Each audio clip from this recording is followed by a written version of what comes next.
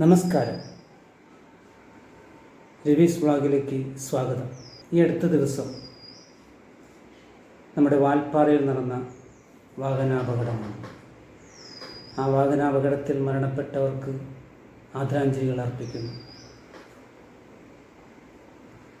ആ വാഹനത്തിന് എത്ര ബ്രേക്ക് ഉണ്ടായിരുന്നു? 3 തരത്തിൽ ബ്രേക്കുകളുണ്ട് സാധാരണ ഒരു വാഹനത്തിന്.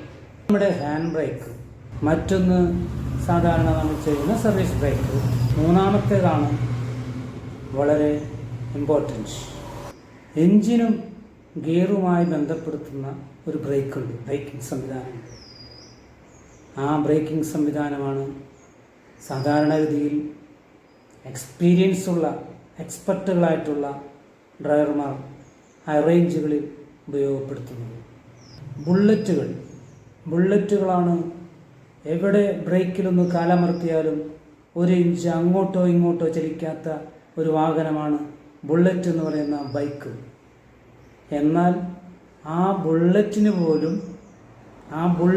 പോലും ഹൈ റേഞ്ചുകളിൽ വൻതോതിൽ അപകടങ്ങൾക്ക് കാരണക്കാരായിത്തീരുന്നു. എന്താ കാരണം എന്നറിയില്ലേ? അവർ ഉപയോഗിക്കുന്ന ബ്രേക്ക് മിക്കവാറും സർവീസ് ബ്രേക്ക് ഉപയോഗിച്ചു കൊണ്ടിരിക്കുമ്പോൾ, കണ്ടിന്യൂസ് എന്ന് പറയുമ്പോൾ ഹൈ റേഞ്ച് ഇറങ്ങുമ്പോൾ ഇറക്കം തന്നെയാണല്ലോ, ഹെയർപിൻ വളവ്, ഇറക്കം. അങ്ങനെ ഇറങ്ങുമ്പോൾ ഡ്രമ്മും ലൈനറുമായി ചേർന്നുകൊണ്ട് ഹീറ്റ് ജനറേറ്റ് ചെയ്യും. അങ്ങനെ ഹീറ്റ് ജനറേറ്റ് ചെയ്യുമ്പോൾ സ്വാഭാവികമായും ബ്രേക്കിംഗ് സംവിധാനം നഷ്ടപ്പെടുന്നു, നമുക്ക് ബ്രേക്ക് കിട്ടാതെ വരുന്നു. അങ്ങനെയാണ് ഈ ബൈക്കുകളൊക്കെ തന്നെ അപകടത്തിൽപ്പെടുന്നത്, ബുള്ളറ്റുകൾ. അങ്ങനെ ഒരു അവസ്ഥയിൽ നിന്നും രക്ഷപ്പെടുന്നതിന് വേണ്ടിയിട്ടാണ് മൂന്നാമതുള്ള ആ ബ്രേക്കിൻ്റെ കാര്യം ഞാനിവിടെ സൂചിപ്പിച്ചത്. ഏത് ഹൈ റേഞ്ച് ഇറങ്ങുകയാണെങ്കിലും ഹൈ റേഞ്ച് ഇറങ്ങുമ്പോൾ തീർച്ചയായും നാം ഹൈ റേഞ്ച് കയറ്റം കയറുന്നത് ഏത് ഗിയറിലാണോ അതേ ഗിയറിൽ തന്നെ ഇറക്കവും ഇറങ്ങേണ്ടി വന്നാൽ തീർച്ചയായും നമുക്ക് അപകടം ഒഴിവാക്കാം. എന്ന് വെച്ചാൽ അവിടെ നമുക്ക് ഒരു ഫ്യൂവൽ നഷ്ടമുണ്ടാകുന്നില്ല, ഇന്ധനം നഷ്ടപ്പെടുന്നില്ല. ഹൈ റേഞ്ച് കയറുവാൻ നാം ഒരു ഗിയർ ഉപയോഗിക്കുന്നു, ഇറങ്ങുമ്പോൾ അതേ ഗിയർ ഉപയോഗിക്കുമ്പോൾ നമ്മുടെ കാലുകൾ ആക്സിലേറ്ററിൽ നിന്നും റിലീസ് ചെയ്യപ്പെടുന്നു. ഒരു ഒഴുക്കിലങ്ങ് ഇറക്കമിറങ്ങി പോകുന്നു. എഞ്ചിനും ഗിയറും തമ്മിലുള്ള ബ്രേക്കിംഗ് സംവിധാനത്തിലൂടെ ഒരിക്കൽ പോലും ആ ബ്രേക്ക് നമുക്ക് കിട്ടാതെ വരുന്നില്ല, നഷ്ടപ്പെടുന്നില്ല. ചില ആളുകൾ ന്യൂട്രലിൽ ഇറക്കിറങ്ങി പോകാൻ നിൽക്കും. ന്യൂട്രലിൽ ഇറക്കമിറങ്ങി പോകുമ്പോൾ ബ്രേക്കിംഗ് സംവിധാനം നഷ്ടപ്പെടും, ബ്രേക്ക് കിട്ടാതെ വരും. തുടർച്ചയായി ബ്രേക്ക് ചെയ്തുകൊണ്ടിരിക്കുകയാണല്ലോ, തുടർച്ചയായി ബ്രേക്ക് ചെയ്യേണ്ടി വരും.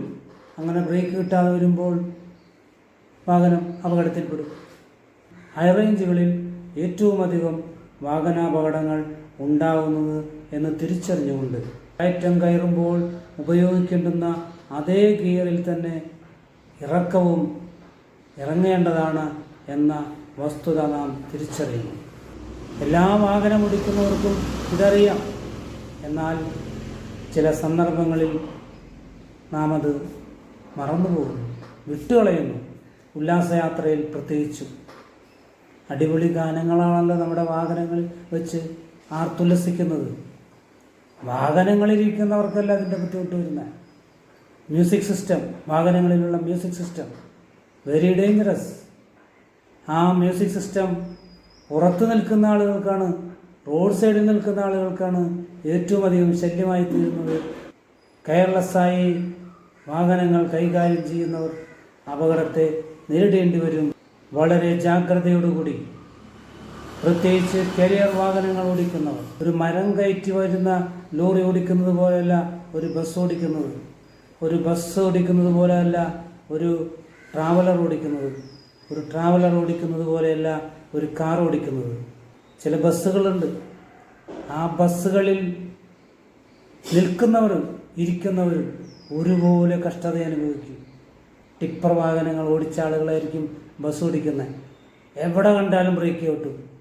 ഇരിക്കുന്നവൻ ചെന്ന് കമ്പിന് മൂക്കിലിടിക്കും, നിൽക്കുന്നവൻ ചെന്ന് മറ്റുള്ളവൻ്റെ പുറത്തിടിക്കും. വാഹനം ഓടിക്കുന്നവർ വളരെ ജാഗ്രതയോടുകൂടി ഓടിച്ചാൽ തീർച്ചയായും നമ്മുടെ കൺമുന്നിൽ നടക്കുന്ന അപകടങ്ങൾ പരമാവധി ഒഴിവാക്കുവാൻ കഴിയാവുന്ന അപകടങ്ങളാണ് എന്ന് തിരിച്ചറിഞ്ഞുകൊണ്ട് 3 ബ്രേക്കിംഗ് സംവിധാനം എന്ന് പറയുന്ന വിലപ്പെട്ട മെസ്സേജ് നിങ്ങൾ മറ്റുള്ളവർക്ക് ഷെയർ ചെയ്താൽ തീർച്ചയായും പല പല ജീവനുകളും അപകടത്തിൽ നിന്നും രക്ഷപ്പെടും.